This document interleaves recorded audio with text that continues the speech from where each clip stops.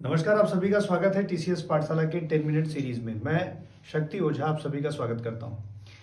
आज की क्लास में आज के जो टॉपिक है वो हम लोग डिस्कस करने जा रहे हैं। आप देख रहे होंगे हम लोग डिस्कस करने जा रहे हैं आर्टेमिस 1 जो मिशन है जो मून पर जाने वाला है, और ये नासा के द्वारा चलाया जाने वाला मिशन है।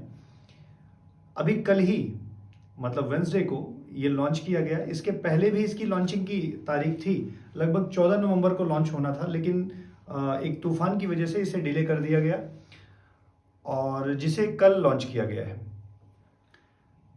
ये एक ऐसा मिशन है जहां से दोबारा मनुष्यों को मून पर ले जाने की बात की जा रही है। आपको जरूर ये बात पता होगी कि आज के 50 साल पहले लगभग अपोलो 11 मिशन के द्वारा व्यक्तियों को अमेरिका के द्वारा, नासा के द्वारा भारत पर वो क्या कहते हैं मून पर भेजा जा चुका है। तो आज फिर से क्यों हम लोग उसी मिशन को दोबारा व्यक्तियों को वहां भेजने का प्रयास कर रहे हैं, ये एक बड़ा प्रश्न आता है। लेकिन इस पूरे वीडियो में आपको सारे प्रश्नों के जवाब आपको मिल जाएंगे। पूरा वीडियो ध्यान से देखिएगा, और अगर आप चैनल पर नए हैं तो जरूर चैनल को लाइक कर लीजिएगा और सब्सक्राइब कर लीजिएगा। चलिए क्लास को स्टार्ट करते हैं। तो आज का हमारा टॉपिक है आर्टेमिस 1 मिशन, ठीक है। और ये जो है नासा का एक मिशन है। ये नासा का एक मिशन है जो कि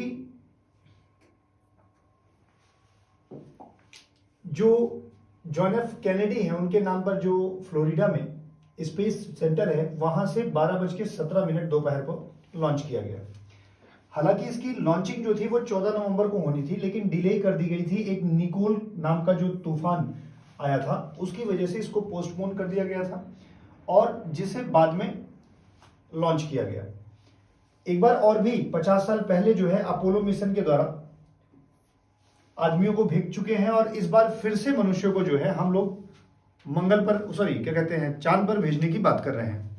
हालांकि इस मिशन का दूरगामी परिणाम भी है। हम इसी के बाद कोशिश करना चाहते हैं कि मून से ही एक सब स्टेशन बना लें, और जैसे हमें यहां से मान लीजिए कि कोई चीज मंगल पर भेजनी है तो यहां से डिस्टेंस ज्यादा है, तो एक काम कर लेते हैं, हम मून को ही एक सब स्टेशन की तरह यूज कर पाए और वहां पर से फिर हम लोग लॉन्च कर पाए व्हीकल को दूसरी जगह के लिए। ये बहुत सरल हो जाएगा, लेकिन ये सब करने के लिए सबसे पहली प्राथमिकता ये है कि हम इस बात को रिसर्च कर लें कि क्या हमारे पास कोई ऐसा सैटेलाइट है जो व्यक्तियों को ले जाकर के वहां तक आसानी से पहुंचा सके और वहां पर स्टे करवा सके। तो एक्चुअली ये प्रयास जो है वो 50 साल पहले जैसा मिशन नहीं है। 50 साल पहले तो हमारा केवल यह प्रयास था कि कोई एक व्यक्ति जो है वो पहुंच जाए मून पर और वहां से बहुत ज्यादा वो कर सका, तो क्या वहां की मिट्टी जो है एक्सप्लोरेशन के लिए, यहां पर रिसर्च के लिए वापस ला सका। इसके बाद तो हम लोगों ने बहुत सारे व्यक्तियों को भेजे, बहुत सारे देश ने सैटेलाइट भेजी है, लेकिन ये जो नासा का मिशन है ये कुछ इंपॉर्टेंट है और फ्यूचर ओरिएंटेड है। तो आइए बात करते हैं क्या है ये पूरा मिशन और क्यों जो है इसे लॉन्च किया जा रहा है। अगर हम लोग वन बाय वन बात करें तो ये एक ऐसा मिशन है जो कि जिस सैटेलाइट से लॉन्च हो रहा है, जिस सिस्टम से लॉन्च हो रहा है, उसे हम बोल रहे हैं स्पेस लॉन्च सिस्टम, एसएलएस। इसके माध्यम से ये लॉन्च किया जा रहा है। नासा का ये मिशन है, जरूर आप ध्यान रखिएगा। नासा जो है स्पेस एजेंसी है, जैसे अपने यहां की इसरो है, वैसे ही जो है नासा स्पेस एजेंसी है, national aeronautics and space administration, ठीक है। सबसे जरूरी बात यह है कि जो ये एसएलएस सिस्टम है वो जो इस मिशन को आगे बढ़ा रहा है, ये किसी व्यक्ति को लेकर नहीं जा रहा है, बल्कि दो ऐसे ह्यूमनॉइड हैं, मतलब मनुष्यों जैसा दिखने वाले दो व्यक्ति हैं। ये एक मानव रहित मिशन है, ठीक है। ये पहला है। ऐसे ही हम लोग आर्टेमिस 2, 3, 4 के माध्यम से लगातार कोशिश करेंगे व्यक्तियों को पहुंचाने का, और इस बात का ध्यान रखने का कि वहां पर जो है वो स्टे किया जा सके, ताकि हम वहां पर एक सब स्टेशन डेवलप कर सके, ताकि वहां से हम जो पृथ्वी से लगातार दूसरे ग्रहों को मिशन भेजते हैं वो हम मून के माध्यम से ही भेज पाए। ये एक्चुअली उनका फ्यूचर ओरिएंटेड प्रोग्राम है। लेकिन अभी तो ये जो क्या कहते हैं आर्टेमिस मिशन 1 है, ठीक है, इसका मुख्य उद्देश्य क्या है, अभी वहां पर जांच करना कि ये जो मिशन है वो आसानी से व्यक्ति को ले जा पाएगा और ले आ पाएगा कि नहीं सुरक्षित, ठीक है। तो ये एक तरह से टेस्टिंग मिशन है, आप ऐसा कह सकते हैं, ठीक है। ये जो मिशन एक्चुअली जा रहा है, इसको थोड़ा और समझने के लिए हम आपको एक इमेज दिखाते हैं। ये आप इमेज देख रहे होंगे, मैंने यहां पर दो इमेज आपके लिए रख रखी है। एक तो ये जिससे कि आर्टेमिस फर्स्ट जा रहा है, और ये जो सैटर्न वी रॉकेट है, जिसे आप 5 भी कह सकते हैं रोमन लिपि में, इससे गया हुआ था अपोलो 11। इससे अपोलो 11 गया हुआ था। ये अभी तक का नासा का सबसे ज्यादा पावरफुल जो था वो व्हीकल था वहां पहुंचाने का। अभी उससे भी ज्यादा पावरफुल व्हीकल जो बनाया गया है वो ये एसएलएस सिस्टम है। और इस एसएलएस सिस्टम को देख रहे होंगे तो यहां पर ये जो पोर्शन है इसका, ठीक है ना, ये जो पोर्शन है इट इज वेरी इंपॉर्टेंट। ये तो कुछ दूर तक जाएगा, फिर थ्रस्ट देकर के वापस आ जाएगा नीचे।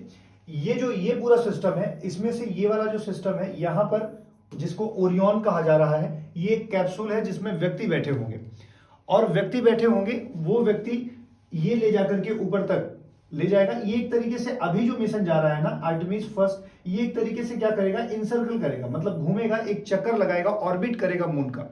तो ये केवल ऑर्बिट करने ही जा रहा है। हालांकि ऑर्बिट करने के दौरान ये कुछ उपग्रह को वहां छोटे छोटे को छोड़ देगा, जो अलग अलग चीजों की जांच पड़ताल करेंगे कि वहां पर किस तरह का क्लाइमेट है, वहां पर रहने के लिए पानी है कि नहीं है, वहां पर हाइड्रोजन का यूज किया जा सकता है कि नहीं, मतलब उसको निकाला जा सकता है कि नहीं। तो इस तरह से बहुत सारे छोटे छोटे चीजों को, मतलब उनको डिप्लॉय करके ये वापस आ जाएगा। अभी इसमें कोई बहुत बड़ा रिसर्च करने नहीं जा रहे हैं, ये लोग केवल एक टेस्ट कर रहे हैं कि ह्यूमन जैसे व्यक्तियों को, अभी तो व्यक्ति नहीं जा रहा है, फिर बाद में इसमें व्यक्ति भी जाएगा।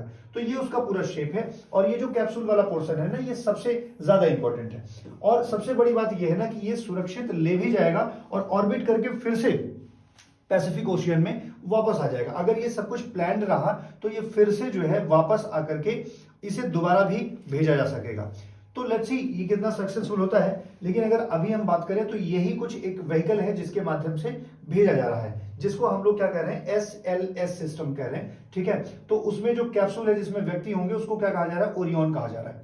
तो जरा सा इस बात को और थोड़ा डिटेल में अगर देखिए तो ये कह रहे हैं कि इस माध्यम से ये सुनिश्चित करना है कि व्यक्ति जो है वापस वहां तक जाए और पुनः जो है वापस आ सके। या हम कहें कि अगर इसका उद्देश्य क्या है, तो इसका उद्देश्य केवल इतना है कि हम इंश्योर कर सके कि जो ह्यूमन वहां पर जाए वो रिटर्न हो सके, ठीक है, वो वहां पर जाए और वहां से रिटर्न हो सके। एक तरीके से हम इसको उत्तराधिकारी भी कह सकते हैं अपोलो 11 का। अपोलो 11 के द्वारा मनुष्य गए थे, अब उसी के सेकंड स्टेज में हम लोग मानवों के साथ और भी रिसर्च करना चाहते हैं, और वहां पर और भी जो एक्सपेक्टेशन है कि मतलब हम इसका और सदुपयोग कैसे कर पाए वहां पे जाकर के, तो इसके बारे में बात की जा रही है, ठीक है ना। मतलब ये मिशन कहीं ना कहीं पिछले मिशन से ज्यादा यूजफुल साबित हो सकता है अगर इनकी जो प्रणाली है वो बेहतर साबित हुई तो। ये कुछ प्रक्रियाएं हैं दी गई हैं कि लॉन्च के समय जो है रॉकेट RS-25 इंजन और उसके 5 सेगमेंट बूस्टर से लगभग इतना मिलियन किलोग्राम से अधिक बल उत्पन्न करेगा, मतलब कि वो जो है एग्जैक्टली बूस्ट करेगा इतना ज्यादा कि इतनी तेजी से जो है वो आगे जाए।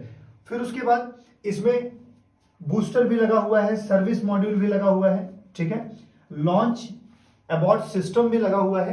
तो ये एक तरीके से ऐसी व्यवस्था में है जैसे स्टेज के माध्यम से शुरुआत में एक अबॉर्ट हो जाएगा, फिर आगे जाएगा, फिर उसके बाद कैप्सूल, और ऊपर आगे जो एक लगा हुआ है वो एक तरह से इंजन है जो इसको वापस लाने में मदद करेगा, ठीक है ना। तो अगर इस पूरे के पूरे मॉड्यूल को आप देखेंगे ना तो ये बहुत ऐसा डिजाइन है कि इसमें सब कुछ है, कि मतलब आप देख रहे हैं यहां पर ये थ्रस्ट देगा, उसके बाद ये है, फिर उसके बाद ये कैप्सूल है, ये वापस आते समय ये फिर से मदद करेगा ताकि इसे सेफली जो है वापस लाया जा सके। So it is a well planned. अगर ठीक से हो जाता है तो निश्चित तौर पर एक अच्छा रिसर्च होगी। रीजन क्या है कि इससे हम, मेन उद्देश्य क्या है आप समझिए, व्यक्तियों को सेफ ले जाना तो उद्देश्य है ही, साथ में वो ये चाहते हैं कि हम वहां के रिसोर्सेज को कैसे हार्नेस कर सकें।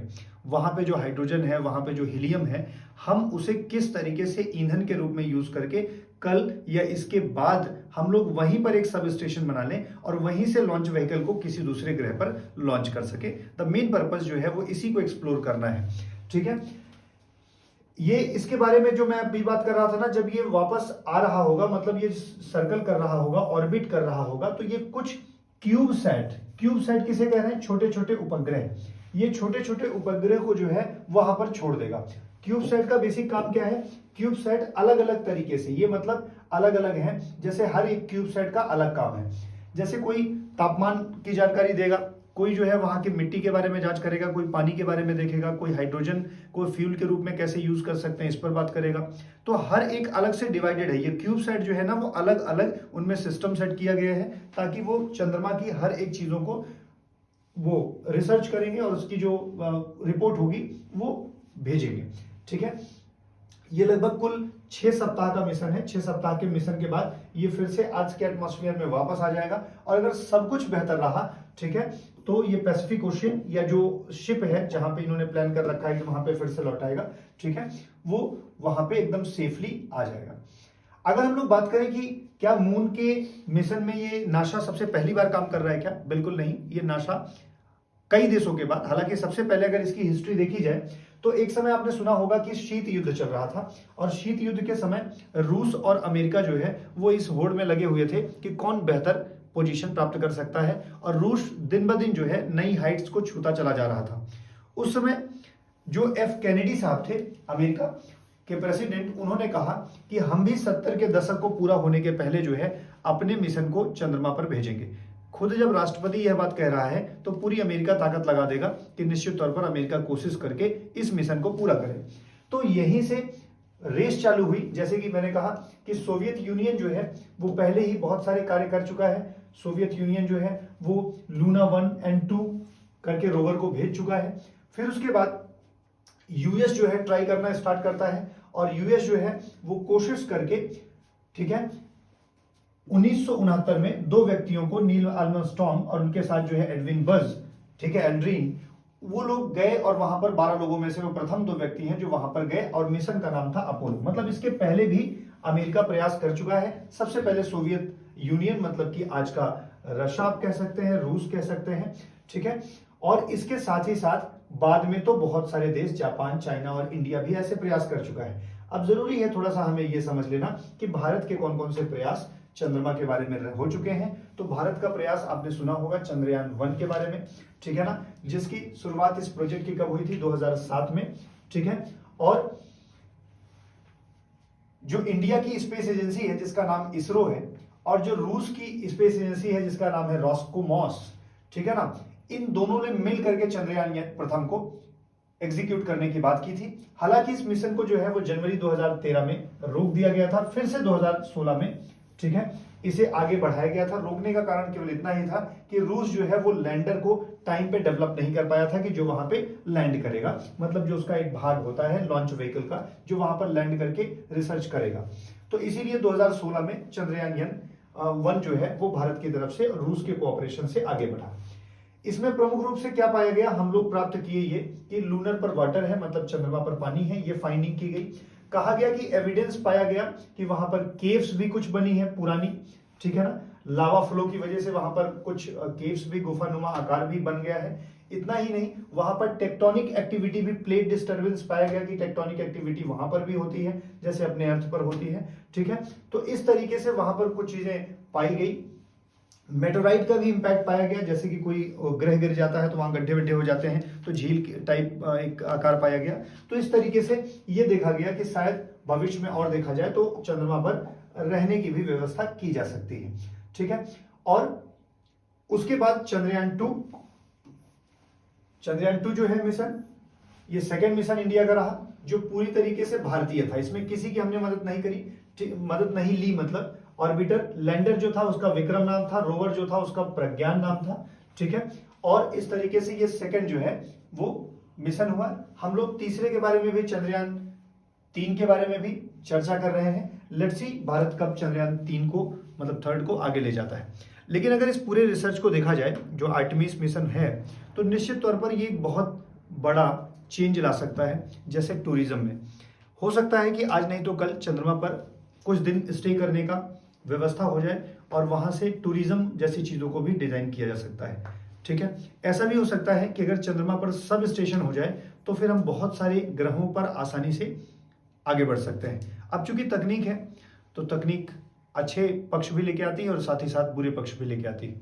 तो जरूरी नहीं है कि हमेशा यह बेहतर ही रहे। हम लोग तो यहाँ तक पहुंच चुके हैं कि हम लोग इंटरनेशनल स्पेस एजेंसी जो है, इंटरनेशनल जो स्पेस वो है सिस्टम है, हम लोग ऐसा अंतर्राष्ट्रीय एक स्पेस वो बना चुके हैं। तो हम लोग तकनीकी में डेवलपमेंट तो निश्चित तौर पर पूरा विश्व आगे बढ़ ही रहा है। अब इस मिशन का पक्ष तो हमने पढ़ा, विपक्ष भी कुछ हो सकते हैं, वहाँ पे पॉल्यूशन ज़्यादा हो सकता है, उसको कर्टेल करने के लिए क्या किया जाएगा, ठीक है, और ये सक्सेसफुल हो ना हो इस पर भी चिंता है। जो भी होगा, अगर कुछ अपडेट आती है तो हम आपको ज़रूर बताएंगे। आर्टेमिस 1 के बारे में जो ज़रूरी बातें थी मुझे लगता है आपको बता दी गई हैं। आप सबसे पहली बात इसे ध्यान रख लीजिएगा, ये किससे संबंधित है, तो मून से संबंधित है। और अगर किसने, कौन सी एजेंसी है तो आप याद रखेंगे, ठीक है, नासा है, ठीक है, और कौन सा सिस्टम है तो आप याद रखेंगे SLS है। इसके साथ ही साथ एक जरूरी बात आप ध्यान रखेंगे, ठीक है, SLS सिस्टम में जो कैप्सूल है उसका नाम क्या है, तो आप इस बात को ध्यान रखेंगे, उसे किस नाम से जाना जा रहा है, ओरियन के नाम से जाना जा रहा है। चलिए आज की क्लास में इतना ही रखेंगे, कल फिर से एक नए टॉपिक के साथ उपलब्ध होंगे 10 मिनट की सीरीज में सुबह 6 बजे, ठीक है। बहुत बहुत धन्यवाद। आपको वीडियो कैसा लगा जरूर कमेंट करके बताइएगा, ठीक है, और नए टॉपिक के साथ कल हाजिर होंगे। Thank you very much.